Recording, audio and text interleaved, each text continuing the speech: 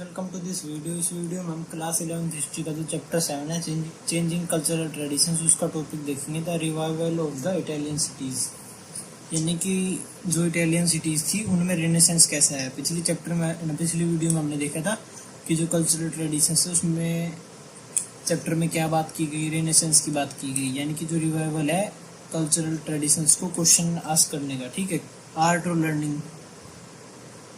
Learning का revival, उसे renaissance कहा गया। ठीक है, तो ऐसे ही इटालियन सिटीज़ पहले बहुत ज़्यादा आगे हुआ करती थी आर्ट और लर्निंग में रोमन एम्पायर की वजह से, लेकिन उसके बाद रोमन एम्पायर ख़त्म होते ही इनमें एक डाउनफॉल आ जाता है। फिर उसके बाद वापस से रिवाइवल होता है सिटीज़ का। कैसे होता है, क्यों होता है, ये सब इस वीडियो में जानेंगे। ठीक है, तो बताया गया है जो वेस्टर्न रोमन एम्पायर लगभग 5th सेंचुरी के आसपास डिसइंटीग्रेट होकर ख़त्म हो गया था, यानी कि उस पर अटैक कर दिया था जर्मन ट्राइब्स ने, अलग अलग ने, और अलग अलग एरिया को अपने अंडर में ले लिया था। ठीक है, ये हमने पिछली चैप्टर में देखा था। फिर हम जो western Roman empire 5th century में डिसइंटीग्रेट हो गया, जिसकी वजह से जो टाउन्स थे इटली पे बेस्ड था रोमन एम्पायर, क्योंकि रोम इटली में है तो वहीं से स्टार्ट हुआ था रोमन एम्पायर।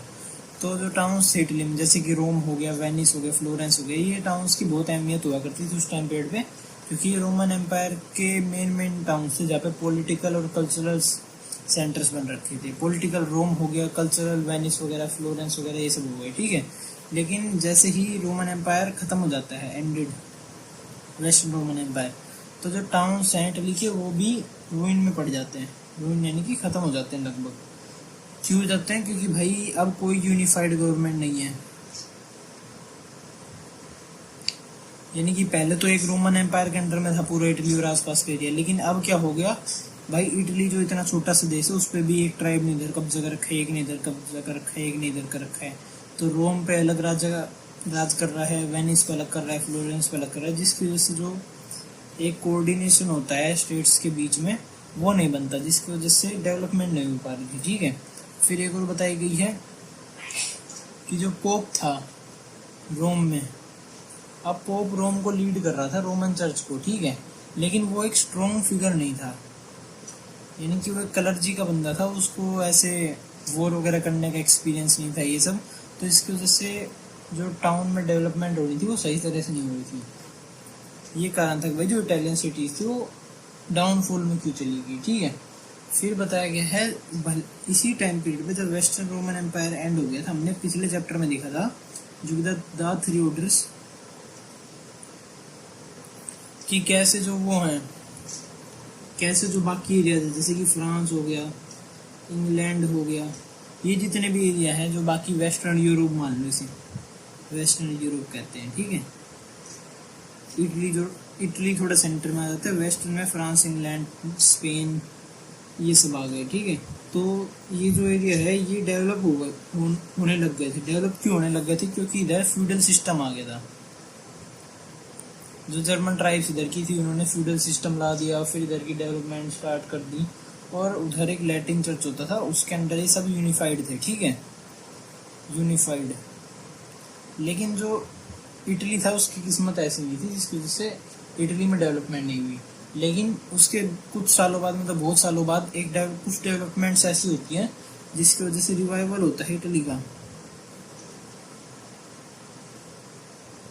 अब भाई ऐसी क्या चीज़ हो जाती है कि रिवाइवल हो जाता है इटली का? कुछ डेवलपमेंट्स होती हैं। वो डेवलपमेंट्स क्या होती हैं? जैसे कि जो बाइजेंटीन एम्पायर था,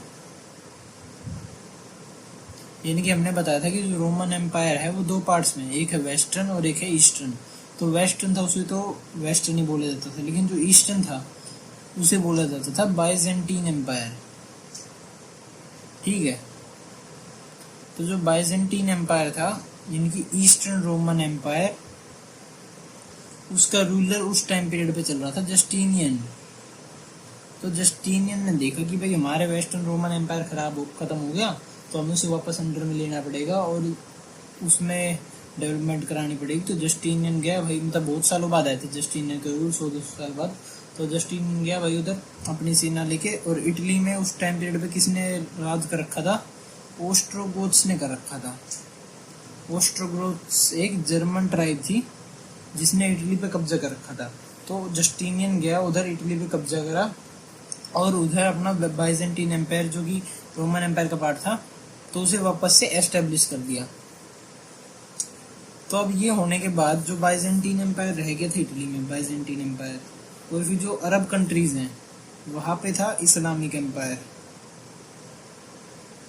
तो इनके बीच में जो ट्रेड होता था, बीच में है सी, तो ट्रेड होगा कैसे, जो जहाज वगैरह होंगी, शिप्स वगैरह, उनसे होगा। तो यहाँ पे कुछ पोर्ट होंगे, यहाँ पे कुछ पोर्ट होंगे। तो जो इटली में पोर्ट्स थे ना, उनकी डेवलपमेंट स्टार्ट होगी इसकी वजह से। अगर बाइजेंटीन एम्पायर इधर नहीं आता तो इटली के पोर्ट्स को इतनी अहमियत नहीं मिलती, क्योंकि इस्लामिक एम्पायर वालों को पता नहीं चलता कि कोई जगह है जहाँ पे ट्रेड कर सकते हैं। बाइजेंटीन एम्पायर को जैसे पता चला और अरेबिक एम्पायर वालों ने फिर ट्रेड करना स्टार्ट कर दिया, जिसकी वजह से रिवाइवल हो गया इटालियन पोर्ट्स का।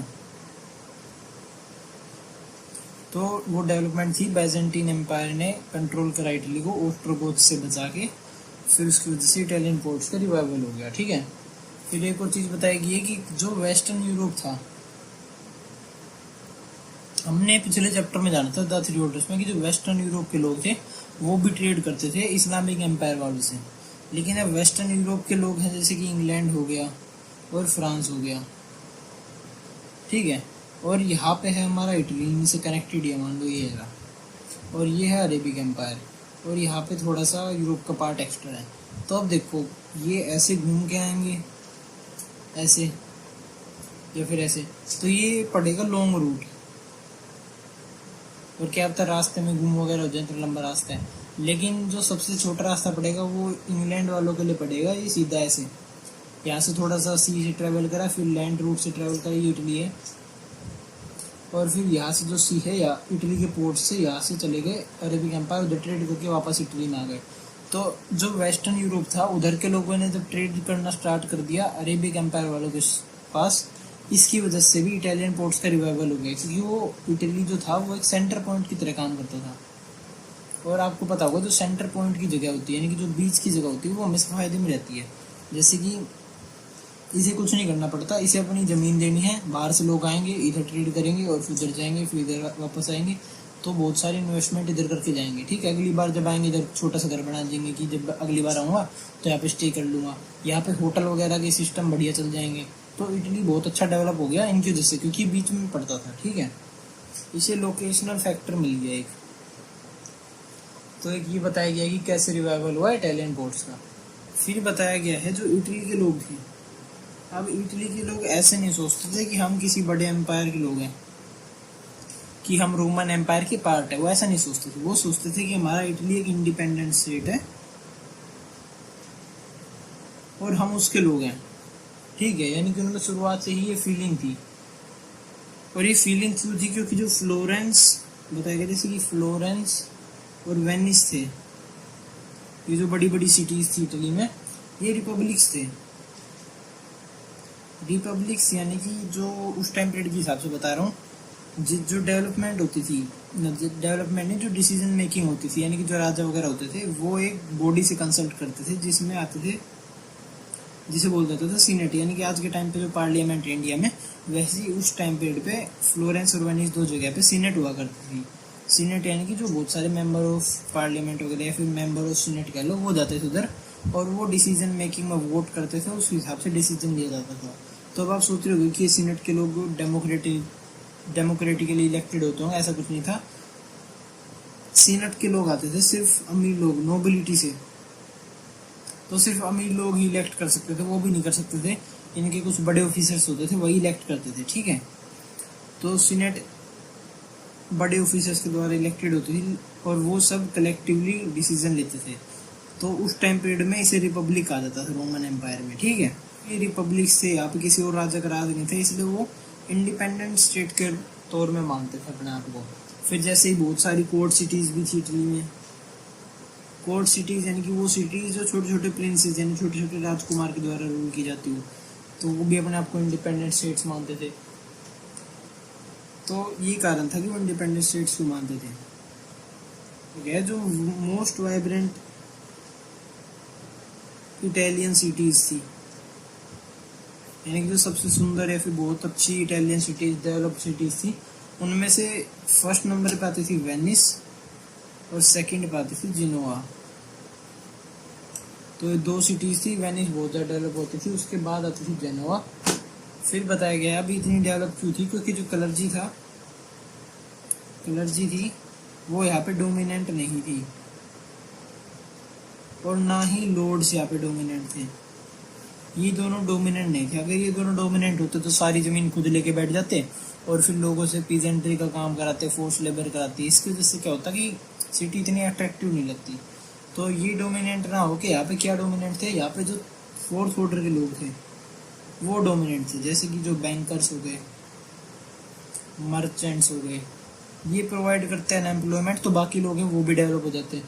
तो इसकी वजह से बहुत ही ज़्यादा डेवलप जगह थी ये इटली में। ठीक है, बताया गया है कि ये रूल करते थे फोर्थ ऑर्डर वाले लोग इन जगहों को, वेनिस और जिनोवा वगैरह को। तो इसकी वजह से क्या होता था, उनमें एक सिटीजनशिप की फीलिंग हो जाती थी। सिटीजनशिप की फीलिंग यानी कि ये मेरा देश है, मैं इस देश, मतलब देशभक्ति की फीलिंग समझ लो तुम, नेशनलिज्म की, ये मेरा देश है, इधर मैं रहता हूँ, तो तुम देश के लिए लड़ मिट सकते हो। ये सब चीज़ें जो सिटीजनशिप में आती हैं, ठीक है, कि मुझे गर्व है कि मैं इस देश का नागरिक हूँ। तो ये सब चीज़ें होती थी। ये डेवलप इधर ही क्यों हुई, क्योंकि भाई जो लॉर्ड्स और कलर्जी थे, बाकी जगह पे लॉर्ड्स और कलर्जी डोमिनेंट होते थे, तो लोगों पे ऑपरेशन करते थे, जिसकी वजह से लोगों में कोई अच्छी फीलिंग नहीं आती थी रहने के लिए, कि भाई क्या जगह है ये, मेरे को तो 24 घंटे ऐसे काम कराया जाता है बुरी तरह, कोई वो नहीं, मेरी आज़ादी नहीं, कोई फ्रीडम नहीं। लेकिन अब जब फोर्थ ऑर्डर वाले लोग रूल करेंगे तो आसपास के लोगों के बारे में सोचेंगे, उन्हें एम्प्लॉयमेंट देंगे, उनकी फीलिंग्स के बारे में सोचेंगे, उनके डेवलपमेंट के बारे में सोचेंगे, जिसकी वजह से लोगों को अच्छा लगेगा कि भाई हमारे बारे में भी सोच रहा है। तो उनमें भी सिटीजनशिप की फीलिंग आ गई। तो इस वजह से जो यूरोप था उसमें जो इटली थी वही ऐसी जगह थी जहाँ पे फर्स्ट सिटीजनशिप डेवलप हुई थी, यानी कि सिटीजनशिप की फीलिंग डेवलप हुई थी। ठीक है, और आइडिया भी यहाँ से ही आया था सिटीजनशिप का। यह जो इटली है वो बाद में बहुत सारे डिक्टेटर्स के द्वारा भी रूल किया गया, जो कि मिलिट्री रूलर्स थे। लेकिन फिर भी लोगों में जो फीलिंग थी सिटीजनशिप की वो वीकन नहीं हुई।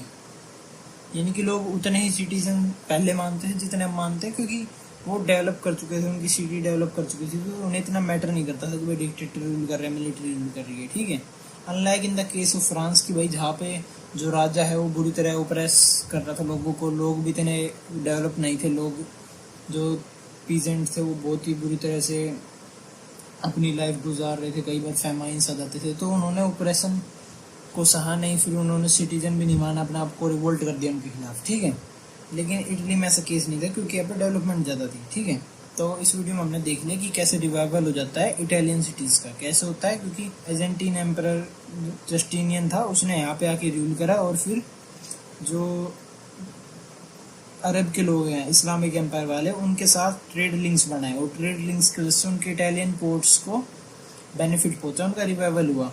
और जो वेस्टर्न यूरोप था वो भी ट्रेड करता था, तो इटालियन पोर्ट्स के टूवर्ड्स ही करता था, इनके जरिए ही करता था, जिसकी वजह से इनका वापस रिवाइवल हो गया। ठीक है, फिर हमने सिटीजनशिप का कंसेप्ट देख लिया, क्यों आता था, क्योंकि भाई लोग इधर प्राउड फील करते थे कि मैं इस देश का रहने वाला हूँ, क्योंकि हमारी जो जगह है वो बहुत ही डेवलप है। ठीक है, तो अगर आपको वीडियो अच्छी लगी तो लाइक से सब्सक्राइब कर देना। Thank you.